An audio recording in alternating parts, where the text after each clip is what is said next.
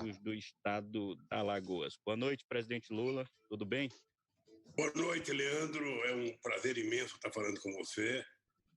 Meu caro Ricardo Marques, aí na cidade de Caxias. Boa noite, Paulo Negrão, em Imperatriz. Um grande abraço e eu espero poder contemplar o interesse do povo do Maranhão, do Piauí, de Tocantins, de Alagoas, nessa entrevista. E eu queria, Leandro, começar a entrevista dizendo para você o seguinte: não existe nada que seja proibido perguntar. Vocês perguntam o que vocês quiserem, do jeito que vocês quiserem, sabe? Tudo que eu souber eu responderei, aquilo que eu não souber eu pedirei informações dos universitários e vamos tocar o programa, tá? Não tem pergunta proibida. Esteja totalmente à vontade. A primeira pergunta é saber onde está esse cachorro. É teu, Paulo Negrão? Não, é meu. Não é meu, não. Esse cachorro ou é do presidente Lula ou é do Ricardo. Eu tenho dois aqui, mas... Vamos botar uma aguazinha pro cachorro, presidente. Uma cachorra, sabe? Já mandei colocar comida para ela ali, mas parece que ela está entusiasmada com vocês. Então ela está querendo que o povo do Brasil conheça o latido dela. Pois bem, o senhor já esteve aqui, participou de uma entrevista, mais ou menos 2 anos aqui pela Difusora, no Repórter Difusora pela manhã, e agora é uma honra recebê-lo aqui no Ponto e Vírgula, e nós vamos começar por Caxias. O Ricardo Marques está ansioso para saber sobre a declaração recente de Vossa Excelência relacionada ao coronavírus. É contigo, Ricardo. Boa noite, presidente Lula. Uma satisfação conversar com o senhor, recebê-lo aqui no Ponto e Vírgula. Leandro já antecipou aí a minha pergunta, né? Qual foi o alvo, para onde que o senhor apontou naquela sua declaração, presidente? Ricardo, primeiro eu queria pedir permissão para vocês para expressar um gesto de solidariedade ao povo brasileiro, ao povo do Maranhão, sabe? Primeiro que estão, sabe, infectados ou que já foram vítimas do vírus e aos familiares das pessoas que morreram. E dizer que a exploração da minha fala foi mais uma das indecências que os meios de comunicação, sobretudo liderado, sabe, pela Veja, historicamente, pela Globo, fazem contra mim. Eu não espero outra coisa desse tipo de jornalismo, porque eu, na verdade, estava tentando defender o SUS e, ao invés de eu falar infelizmente, eu falei ainda bem, e eles então acharam que eu estava falando alguma coisa que poderia mostrar um certo desprezo na defesa do povo brasileiro. Primeiro, nenhuma das pessoas que me criticou tem qualquer autoridade moral para saber ser humanista e tratar o povo brasileiro como eu. Segundo, eu tenho consciência absoluta, sabe, de que nós estamos vivendo uma situação muito delicada e delicada, sobretudo, pela irresponsabilidade do chefe da nação. Um presidente da República, ele poderia, sabe, não saber, não ser médico, ele poderia não ter noção de todos os problemas de um vírus, de uma pandemia como essa, mas ele deveria se juntar aos cientistas, se juntar aos pesquisadores, se juntar aos médicos e, junto com os secretários de Estado, ouvindo os governadores, ouvindo os prefeitos, formar uma estratégia de como nós poderíamos combater isso. O fato da empresa tentar explorar, Ricardo, você sabe que eu tenho 74 anos de idade, tenho 50 de vida política, então já estou muito experimentado. Eu, sinceramente, não espero nada. Veja, a loucura da Globo contra o Lula é tão grande que nenhum pedido de direito de resposta meu, para mim, eles consentiram. Ou seja, então, eu eu me eduquei para não ficar nervoso, me eduquei para não perder o sono, me eduquei para não perder o sono com as coisas que a Globo fala de mim. Eu tento sobreviver, eu criei o PT sem ela, eu cheguei à presidência sem ela, eu fiz o melhor governo que esse país já teve sem ela e, portanto, eu vou continuar sem ela, fazendo aquilo que eu acredito e respeitando o povo brasileiro. Eu tive a honra de 350 anos depois, ir ao Senegal pedir desculpas ao povo da África, junto com o Gilberto Gil, com a Benedita da Silva, pela escravidão, sabe, imprimida no Brasil. Da mesma forma, eu tive a coragem, a humildade de, no dia seguinte da exploração daquela frase, pedir desculpa a todos aqueles que acharam que se sentiram ofendidos com a minha frase. Então, é isso que aconteceu. Eu vou continuar defendendo, sabe, uma política adequada para combater a pandemia. Acho que o Bolsonaro efetivamente, sabe, está provando a cada dia que ele não tem nenhuma competência para governar esse país, ele não entende de pandemia, ele não entende de economia, ele não entende de política de relações exteriores, ele não entende absolutamente de nada. Então, me parece que ele tem como tarefa básica esquecer que um governante governa para o povo brasileiro. E eu vou continuar com a minha solidariedade. Aliás, eu queria também, Ricardo, aproveitar a tua pergunta para cumprimentar e parabenizar todo o trabalho feito pelo nosso querido governador, sabe, Flávio Dino, que tem feito um trabalho extraordinário. Queria cumprimentar, sabe, também os nossos ouvintes e também dar um abraço no deputado federal Zé Carlos, no Lobato, presidente do PT do Maranhão, no José Inácio, deputado estadual, no vereador de São Luís, o Honorato, e no Aurélio, vereador de Imperatriz. E queria também cumprimentar o vereador, o Everton, sabe, senador pelo Maranhão, aliado do companheiro Flávio Dino, e dizer para vocês que eu tenho muito orgulho de ver a briga do governador do Maranhão no Brasil inteiro, tentando defender, sabe, o consórcio feito pelos governadores do Nordeste para defender o povo humilde e trabalhador do Nordeste brasileiro. Então, eu estou muito tranquilo, Ricardo, estou muito ansioso pelo povo brasileiro, estou muito preocupado com todas as bobagens que eu tenho visto e ouvido o Bolsonaro falar e com muita pouca responsabilidade, sabe, no tratamento de uma crise que nós jamais imaginávamos que fosse ter, de uma pandemia incontrolável e que, portanto, nós temos que investir muito na ciência para saber se a gente um dia vai conseguir fazer o povo brasileiro dormir tranquilo. Pois bem, presidente, e o questionamento agora diz respeito. Eu não queria fugir do tema da crise do coronavírus e lhe questiono o que o senhor faria de diferente, porque já são quase 20 mil vítimas pelo país todo, lamentavelmente 20 mil vítimas, e no meio dessa crise sanitária toda, que é inédita para a nossa geração, Vossa Excelência sabe disso, a gente vive uma crise política sem precedentes. Aliás, parece que não acaba nunca. Começou ali mais ou menos em 2013, com alguns protestos nas ruas, acabou por afastar Dilma Rousseff, colocou o Temer no poder. Consequentemente, tivemos a eleição de 2018 que colocou o Bolsonaro no Planalto. Recentemente teve a briga aí dele com o Moro rompeu, já subiu no palanque, tem se colocado nesse debate de sucessão. E a pergunta é, o que o senhor faria diferente se tivesse na cadeira de presidente da República? Olha, eu tenho 8 anos de biografia como presidente da República.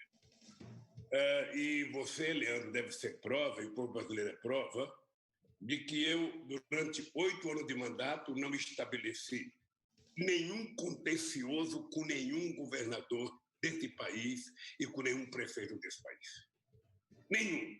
Eu duvido que tenha um prefeito de qualquer partido político ou um governador de qualquer partido político, mesmo um governador tucano, que tenha dito em algum momento que nos 8 anos do mandato do Lula, esse governador deixou de receber, ou esse prefeito deixou de receber aquilo que ele tinha direito.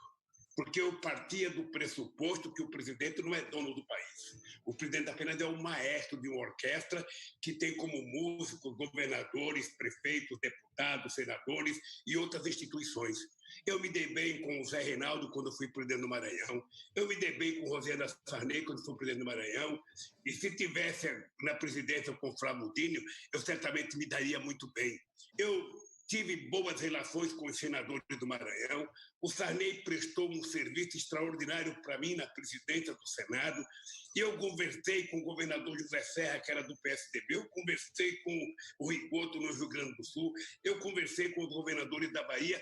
Para mim, eu nunca olhei a cara do governador ou a cara do prefeito, que partido que ele pertencia, que igreja que ele frequentava, que time que ele torcia. Eu me preocupava era saber se eu estava atendendo o povo da região. O que eu faria se eu estivesse na presidência, Leandro? A primeira coisa é o seguinte: primeiro você tem que criar uma comissão científica, sabe, de especialistas na área da saúde e na área da pesquisa para te orientar. Segundo, eu me reuniria com os 27 governadores do Brasil, o meu ministro da Saúde se reuniria com os 27 secretários de Estado, esse secretário de Estado teria que se reunir com os secretários de Estado dos municípios e os governadores com os prefeitos para montar uma estratégia para evitar que o vírus entrasse no Brasil da forma que entrou, porque era previsível, estava acontecendo no mundo, nós então já sabíamos. Acontece que nós tínhamos um presidente que não acreditava na pandemia, que ele menosprezou, ele chegou a dizer que ele, com aquele porte de atleta dele, que se ele pegasse aquilo era uma gripezinha. Ele chegou a dizer que o povo não tinha que ficar em casa, coisa nenhuma, que o povo tinha que trabalhar. Ele saiu para a rua dando exemplo para o povo. Ora, ô Leandro, um presidente da República, ele tem que funcionar. Você está lembrado que eu dizia muitas vezes quando eu era presidente? Um presidente tem que governar com o coração de mãe. Ou seja, um presidente da República ele deveria ser o orientador. O presidente da República poderia chegar à televisão e falar com a sociedade, mostrando os perigos, mostrando o que deveria ser feito. Eu vou pedir para vocês lembrar, Leandro, de dezembro de 2008, quando houve a crise econômica no mundo inteiro, que saiu uma manchete no jornal dizendo, sabe, a crise econômica está derrubando o comércio no mundo inteiro. Quando eu fiquei sabendo aquilo, a manchete dos jornais brasileiros dizia que o povo não ia mais comprar, que, portanto, ia ter crise. O que eu fiz? Eu fui para uma rede nacional de rádio e televisão dizer que era possível que a gente fosse ter uma crise econômica, mas ela seria muito mais grave se o povo não comprasse. E fui pedir para o povo, de forma responsável, sem gastar mais do que poderia pagar e gastar, que o povo fosse às compras. A economia brasileira, no ano seguinte, cresceu 7,5%, e foi o ano que o comércio da classe B e C cresceu mais do que da A e B. Esse é o papel do presidente da República, não é brigar com o Flávio Dino, não é brigar com o Paulo Câmara, não é brigar com o Paulo Artung, não é brigar com o Zé Serra, não é brigar com o Lula, ou seja, o papel do presidente é o coordenar. O que o Bolsonaro deveria fazer, sabe, nesse instante? Ele deveria chegar na televisão e dizer, gente, esse negócio de cloroquina é bobagem. Não há nenhuma prova científica de que esse remédio, sabe, vai combater o coronavírus. Então, eu queria dizer para vocês que, lamentavelmente, só tem uma solução até agora encontrada no mundo inteiro. Qual é a solução? É evitar o contágio. Para isso, você fica em casa, não participe, não frequente bar, não frequente restaurante, não fique onde tem muita acumulação de gente, fique na sua casa. E o Estado brasileiro vai tratar de, durante esse período, criar uma ajuda financeira para que a gente possa garantir que você fique em casa. Ora, esse era o papel do presidente da República, não saia na rua, fique em casa, fique com a sua família. Se você vai trabalhar, e você precisa trabalhar porque a sua atividade é essencial, nós temos que garantir para você que o ônibus que você vai pegar esteja higienizado. Nós precisamos garantir para você que o local que você trabalha esteja higienizado. Nós precisamos garantir para você a máscara. Nós precisamos garantir para você a luva, se for necessário. Nós precisamos fazer a testagem. Nós precisamos medir que você está com febre cada vez que você está no local de serviço. Porque os empresários que estão exigindo que o povo volte a trabalhar não têm coragem de assinar um documento dando garantia de vida para o povo. Tá? Então, é apenas uma questão, Leandro, de responsabilidade. Sabe, alguém é como um chefe de família. Você tem que imaginar o que você faria para a tua família. Não sei se você é casado, se tem filho, mas se você tiver 5 filhos, como eu tenho, neto e bisneto, ou seja, você reúne a prole e fala o seguinte, gente, é o seguinte, olha, a coisa mais importante é a nossa vida. Então, nós temos que cuidar da nossa vida. Tá? Bom, aí poderão me falar o seguinte, Leandro, mas tem gente que não tem dinheiro, é verdade. Para isso, nós aprovamos, o PT propunha um salário mínimo, sabe? O Bolsonaro propôs R$200, foi aprovado na Câmara 500, ele deu 600, e hoje eu vi nos jornais o Guedes dizendo que vai reduzir para 200 e dizendo que ainda vai diminuir mais os direitos trabalhistas dos trabalhadores brasileiros, porque com isso ele geraria 20 milhões de empregos. Ou não, ele geraria mais 3 ou 4 milhões de empregos. Ou seja, essa gente está mentindo desde o momento que derrubaram a Dilma. É uma mentira atrás da outra. Ele fala, o PT queimou o Brasil. Você já ouviu isso, não já ouviu? Pois bem, o Brasil só não está falido agora, sabe por quê? Por causa de 378 bilhões de dólares que o Brasil deixou de reservas internacionais, que começou no governo. Tá? É exatamente isso que está salvando o Brasil.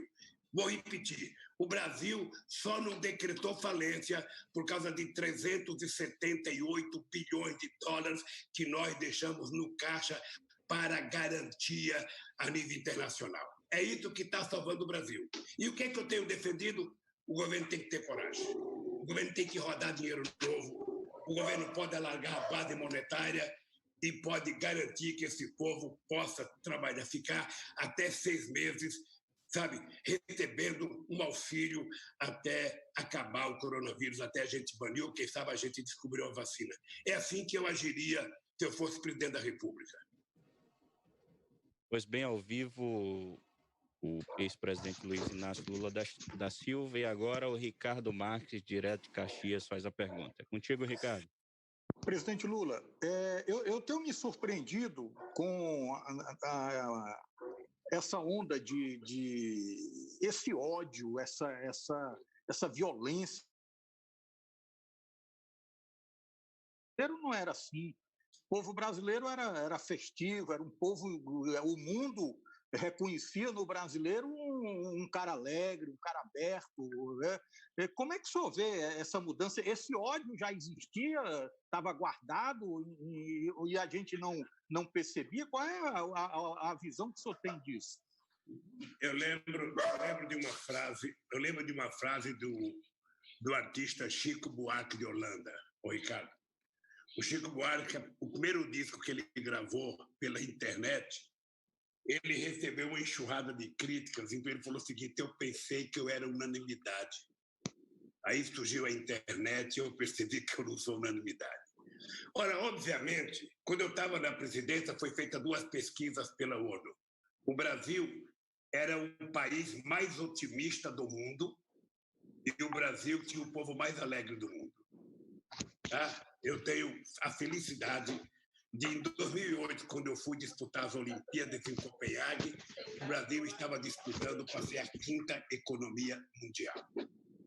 O povo estava podendo comer carne todo dia, o povo estava podendo viajar de avião, as pessoas estavam podendo entrar na universidade, as pessoas estavam podendo ter escolas técnicas.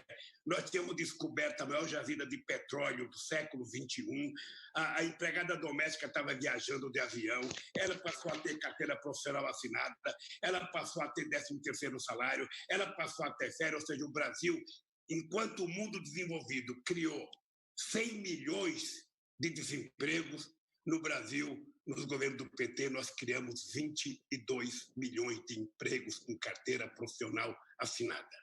Esse é um fato concreto, esse é o fato. E vocês que moram no Maranhão sabem perfeitamente bem, mesmo o presidente Sarney sendo do Maranhão, eu duvido que na história da existência do Maranhão, duvido que na história da República Brasileira tenha tido um momento da história que um presidente colocou mais dinheiro no Maranhão do que eu coloquei. Eu duvido.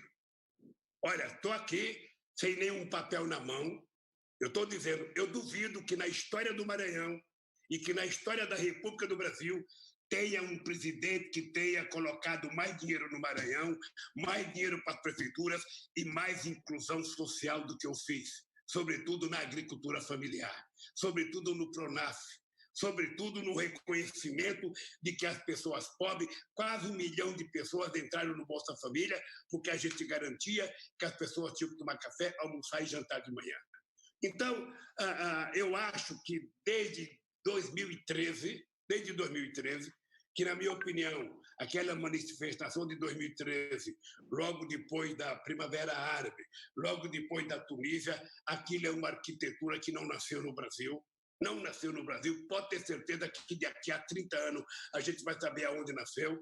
Eu tenho quase que certeza, sabe, que a política norte-americana está envolvida nisso. Sabe? A partir dali, você começou a ser instigado o ódio. Eu tenho dito, Ricardo, sem nenhuma mágoa individual, o papel da Rede Globo de televisão foi primordial para criar um mal-estar nesse país. O papel da Globo na Lava Jato, por exemplo, sabe, nós agora estamos provando que o Moro é mentiroso, nós estamos provando que o Dallagnol é mentiroso, nós temos prova, nós agora temos prova, hoje mesmo demos entrada no TRF4 para mostrar que os delatores da Odebrecht todos receberam pagamentos por 10 anos, além de receber bônus para fazer a delação que interessava ao Moro. Então agora, veja, nós estamos dizendo isso desde o começo. Quando eu fui, Leandro, quando eu tomei a decisão para ir para Curitiba, eu poderia ter saído do Brasil, Ricardo. Eu poderia ter ido para uma embaixada ou ir para outro país.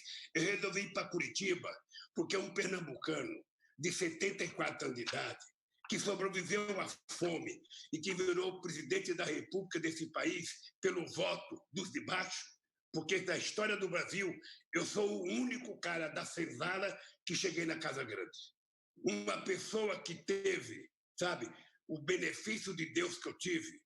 Eu não poderia sair e ser tratado como fugitivo. Eu resolvi ir para Curitiba para provar que o Moro é mentiroso, que o Dallagnol é mentiroso e que tem delegado da Polícia Federal que fez relatório mentiroso.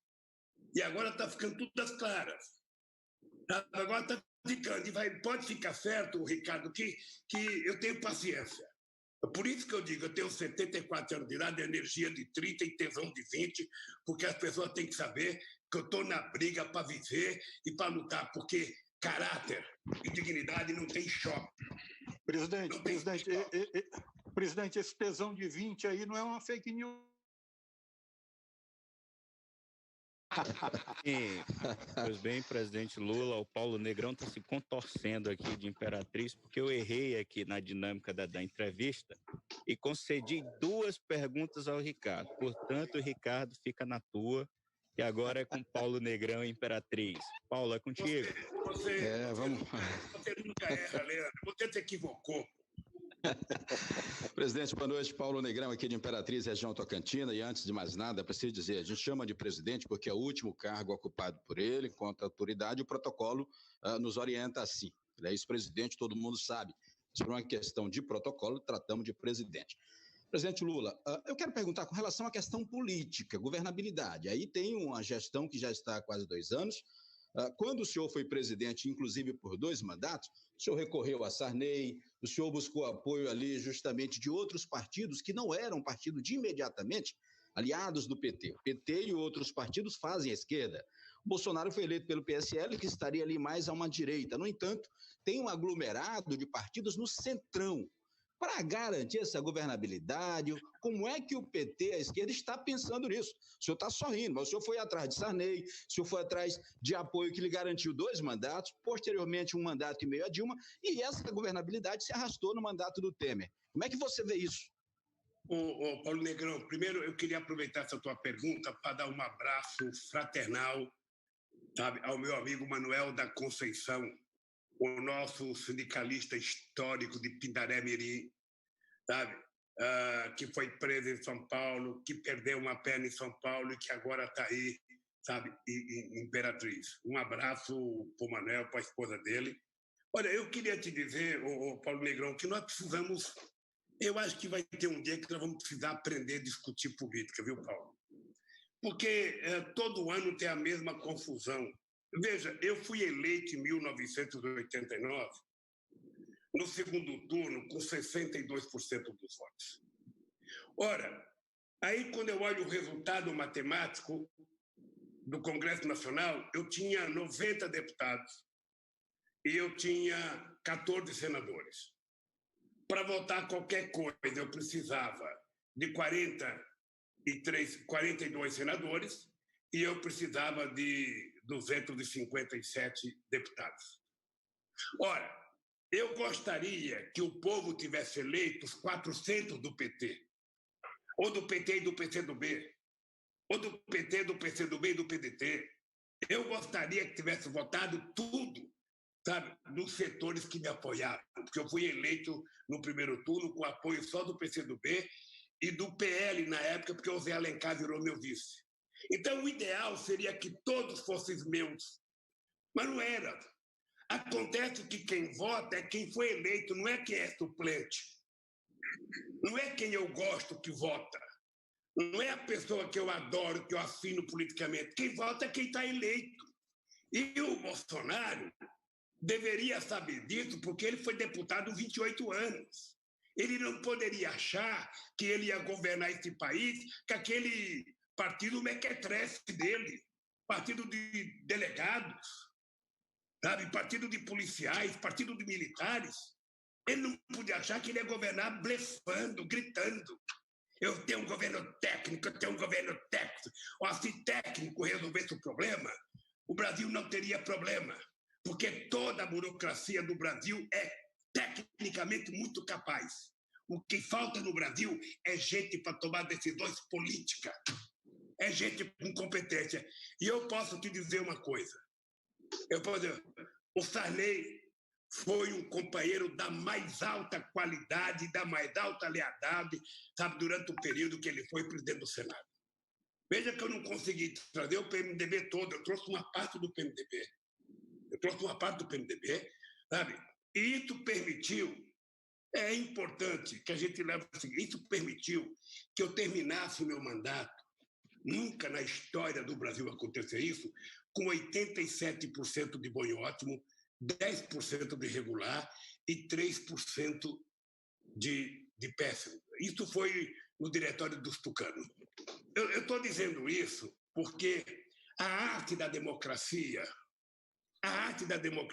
Paulo, é a gente estabelecer a convivência democrática na diversidade. É você fazer acordo programático, você fazer acordo pontual e você governar o país. É o que o Flávio Dino fez aí no Maranhão. O Flávio Dino não governaria sozinho. Ninguém consegue governar sozinho.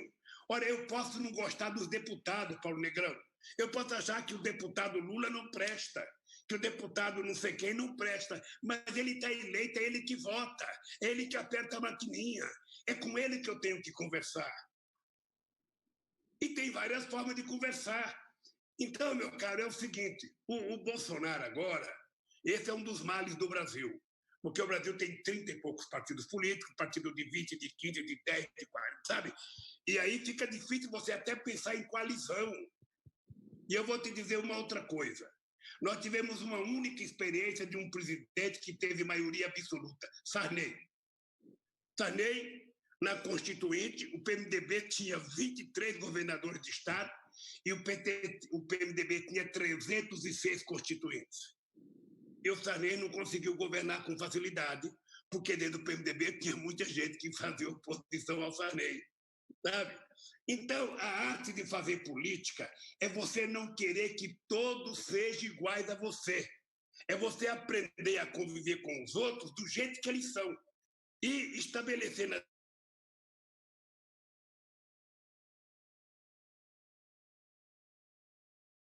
Então, a coisa estava... Se os diferentes não se entendessem, o mundo estava lascado. É importante. Agora, veja uma coisa. Vamos pegar o coronavírus outra vez, para voltar a falar de política. O Trump falou bobagem até ontem. E agora, para tentar livrar a cara dele, ele está jogando a culpa na China. O Bolsonaro falou bobagem até ontem. A única coisa boa que aconteceu foi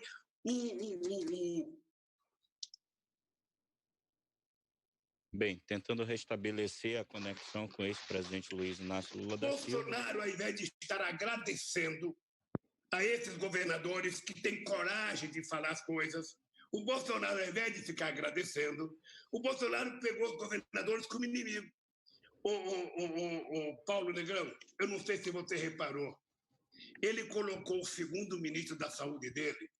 Eu disse que esse ministro, ele é médico apenas bacharel, ele se formou em medicina e virou um empresário, investidor em fundo de investimento na área da oncologia. Ele nunca visitou uma UPA, ele nunca visitou uma UBS, ele nunca visitou um pronto-socorro, ele nunca visitou um pobre. Então esse cara não poderia ser ministro da Saúde. O que aconteceu? Ele caiu fora. Agora colocaram um general que também não entende. Então, ou o Bolsonaro cria juízo e respeita o voto do povo brasileiro e começa a governar esse país colocando, sabe, a sua sabedoria e ignorância, sabe, subordinada à sabedoria da ciência e dos médicos e passa a fazer as coisas corretas, ou nós não temos controle. Eu estou com dado aqui hoje no Maranhão, tem 16 mil casos e tem 663 mortos. Não é possível. Eu vou dar um dado para você, Paulo, para terminar essa pergunta aqui. Sim. A guerra do Vietnã demorou 20 anos, de 1955 a 1975. Morreram de americanos 58 mil. Uma guerra que durou 25 anos. Os americanos soltaram 7 milhões de bombas no Vietnã. Mais de 3 milhões de americanos participaram desses 20 anos. Morreram quase 3 milhões de vietnamitas. Você sabe quantas pessoas já morreram do coronavírus nos Estados Unidos? Mais do que todos que morreram na guerra do Vietnã. Ou seja, e o Trump está sendo irresponsável, o Bolsonaro vai seguindo o Trump. Sabe? Então, o Bolsonaro está parado de ser irresponsável. Sabe? Esse país está precisando de orientação, esse país está precisando de tranquilidade. E aí é que eu te falo que o ódio é resultado disso. Você fica negando a política, nenhum político presta, todo político é ladrão, todo político rouba, todo político é isso, todo político é isso. Ou seja, aí na hora que o povo não acredita de ninguém, dá isso. Foi assim que nasceu Hitler, foi assim que nasceu o fascismo, e é assim que nasceu o Bolsonaro. Resultado da negação da política nesse país. Pois bem, ex-presidente Lula, e hoje, repito, a audiência qualificada, mais de 50 rádios em 4 estados, e agradeço também o abraço que cedeu gentilmente no nome do jornalista Ed Wilson. E o questionamento é, presidente, o senhor geralmente é cobrado sempre a fazer uma meia-culpa do PT, enfim. E uma outra crítica que é feita, principalmente à oposição, nessa era pós-Dilma, é que a oposição, na hora de sentar para dialogar, para conversar, para montar um projeto, fica batendo cabeça. Por que é tão difícil sentar? Eu vou dar nomes, presidente Lula, para ser mais explícito, não para o senhor, mas para os nossos ouvintes. Por que é tão difícil sentar o Lula, sentar a Marina, sentar o Ciro, sentar o Luciano Huck, sentar o Sérgio Moro, que agora está na oposição ao governo Bolsonaro? E uma outra pergunta que eu queria fazer a Vossa Excelência, dado o horário, não está na hora de levar a sério o impeachment do Bolsonaro?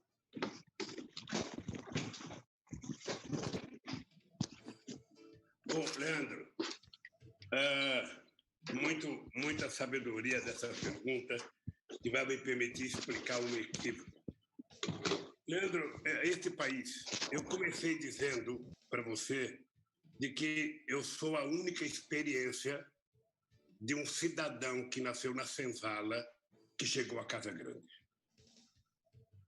Porque a história do Brasil, ela não tem nenhum momento que ela permitiu que o povo de baixo chegasse em cima. A história do Brasil sempre foi de que o povo de baixo lutava. Quando o povo de baixo estava quase conquistando, o povo de cima inventava uma frente ampla, o povo de baixo saía da fotografia e o povo de cima governava e o de baixo continuava passando fome. Eu não estou falando de uma experiência única, não. Eu estou falando de 500 anos de história, Leandro. O único momento em que houve inclusão social foi no período do PT. O único momento em que o pobre passou a sorrir, o pobre passou a ter dente, o povo passou a ser respeitado, os prefeitos do interior receberam dinheiro sem precisar ficar pedindo benção a deputado. tiveram dinheiro para investimento, os pequenos agricultores tiveram, sabe, o PA para comprar alimento, foi o maior investimento do Pronaf.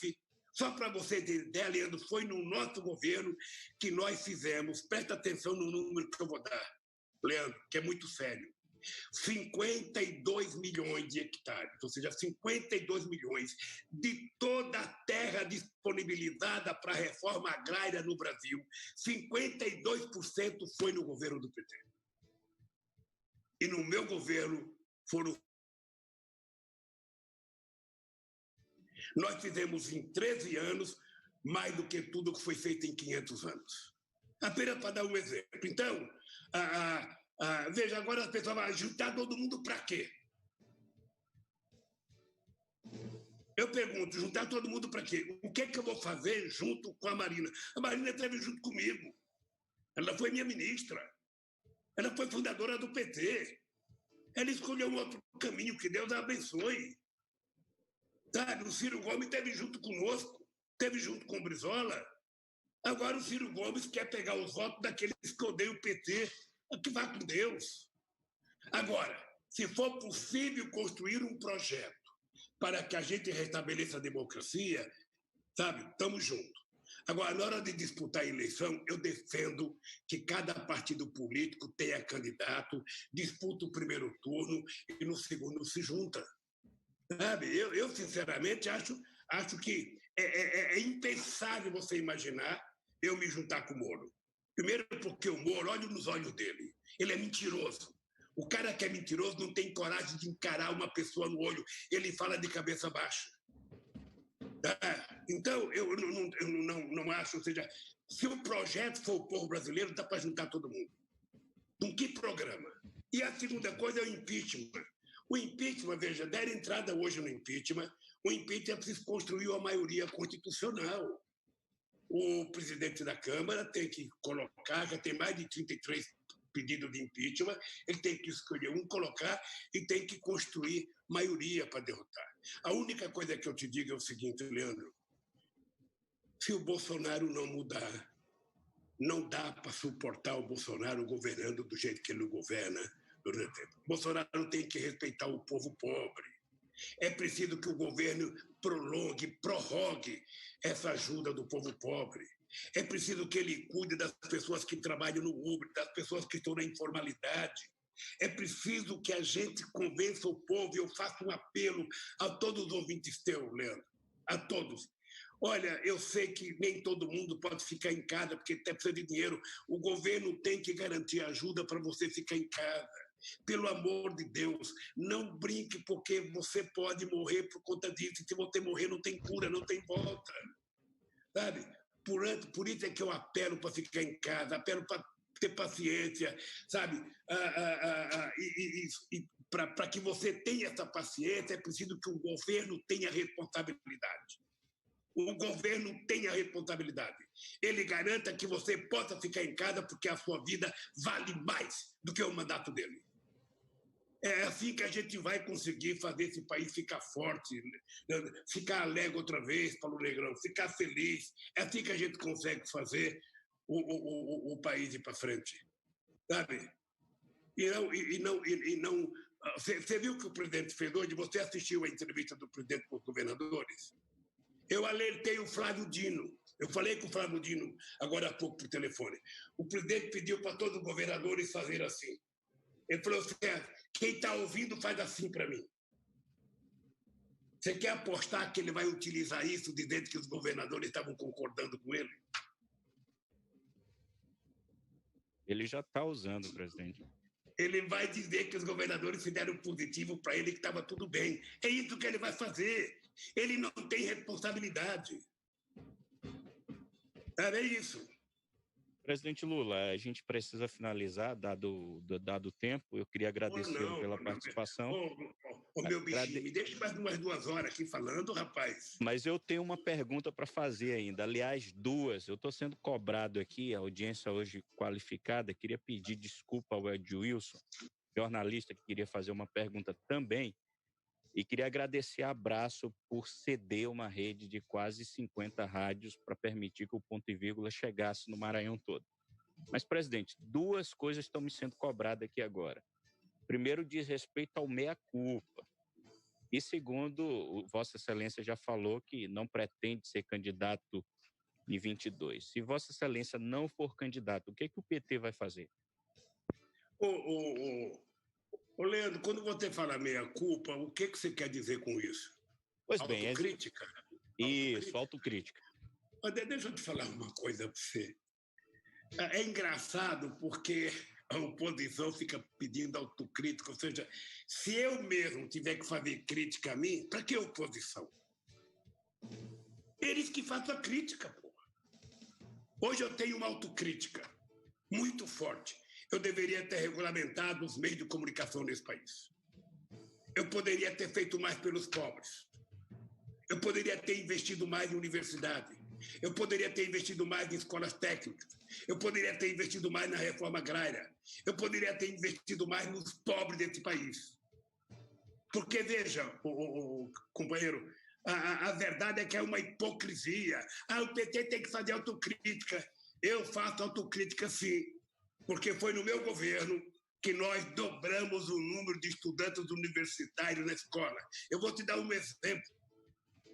Nós, em 13 anos, colocamos mais estudantes na universidade do que a direita colocou em 100 anos. Nós fizemos mais escolas técnicas em 13 anos do que eles fizeram em 100 anos. Fizemos 4 vezes mais. Então, faça autocrítica, sim. Nós podemos ter errado? Poderíamos ter errado. Houve corrupção? Houve. No meu governo, tudo foi fiscalizado. Tudo. E todas as coisas que foram criadas para facilitar a operação do Ministério da Polícia Federal, fomos nós que fizemos. Pergunte para o nosso juiz federal, o governador Flávio Dino, que ele vai te dizer. Ninguém deu mais liberdade e autonomia para a Polícia Federal e para o Ministério Público. E a última... Leandro, eu já fui presidente. Veja, um cara que não tinha possibilidade, sabe? Porque em Garanhuns, se a gente não morrer até 5 anos de idade, a gente vai sobreviver. Eu fui comer pão aos 7 anos de idade. Quer dizer, um cara desse chegar à presidência da República é porque Deus foi muito generoso. Chegar à presidência e fazer o melhor governo, porque não foi mérito meu fazer o bom governo que eu fiz, foi das pessoas que trabalharam comigo, foi do povo do Maranhão, foi do povo de Pernambuco, foi do povo que me ajudou, que acreditou em mim na dificuldade. Fazer o que eu fiz de inclusão social nesse país. Ou seja, eu não preciso ser candidato outra vez. Eu não preciso, eu já fui candidato, eu vou estar com 77 anos de idade, sabe? Apesar de eu estar jovem, eu estou achando que eu vou viver até 120 anos, porque eu estou achando que já disseram que o cara que vai viver 120 anos já nasceu, então pode ser eu. Seja eu. Então, querido, eu não tenho... O Brasil tem muita gente. Então, o PT tem o Haddad, o PCdoB tem o Flávio Dino, o PDT tem o Ciro Gomes, o PSOL tem o Boulos, outro qualquer. E assim, lança candidato e vamos disputar as eleições. Eu quero ser cabo eleitoral. Agora, eu vou lhe contar uma coisa. Se esse Moro for candidato, se o Huck for candidato, os dois são candidatos da Globo. Acho que ele não vai lançar os dois. A Globo não vai querer lançar os dois porque vai perder com os dois. Aí, se eu tiver com saúde, pode ficar certo. E eu ver que eu tenho chance de ganhar as eleições deles, fique tranquilo que eu não deixarei a Globo governar esse país. Pode ficar tranquilo. Sim, presidente, queria agradecer pela participação. Os microfones do Ponto e Vírgula estarão sempre abertos.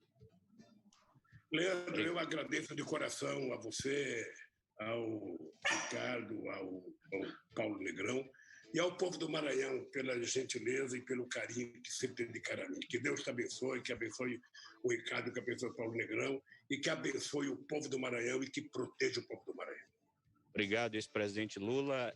Ricardo Marques, a gente precisa finalizar o horário. Eu registrar aqui uns alunos aqui para o presidente. A presidente do PT aqui de Caxias, doutora Poliana Mota, minha colega advogada, mandando um abraço para o senhor, também o Werner, secretário de formação do PT aqui de Caxias, mandando um abraço para o senhor, e o César Bezerra, o Josué de Labidonga, que é o petista mais ranzinza que eu conheço. Ele é mais petista do que o senhor, viu?